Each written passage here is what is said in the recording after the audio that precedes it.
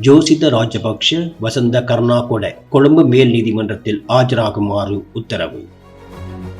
முன்னாள் ஜனாதிபதி மகிந்த ராஜபக்ஷவின் மகன் ஜோசித ராஜபக்ஷ மற்றும் முன்னாள் கடற்படை தளபதி வசந்த கருணாகொட ஆகியோர் அறிவுறுத்தல் கிடைத்தவுடன் கொழும்பு மேல் நீதிமன்றத்தில் ஆஜராகுமாறு கொழும்பு பிரதான நீதிவான் நீதிமன்றம் உத்தரவிட்டுள்ளது. இலஞ்சம் அல்லது ஊழல் தொடர்பான விசாரணை ஆணைக்குழுவால் தாக்கல் செய்யப்பட்டுள்ள முறைப்பாடு இன்று கொழும்பு பிரதான நீதிவான் அசங்க எஸ் பொதரகம முன்னிலையில் விசாரணைக்கு எடுத்துக் கொள்ளப்பட்டது. இதன்போது ஜோசித ராஜபக்ஷவும் வசந்த கருணாகொடவும் நீதிமன்றத்தில் முன்னிலையாகியிருந்தனர்.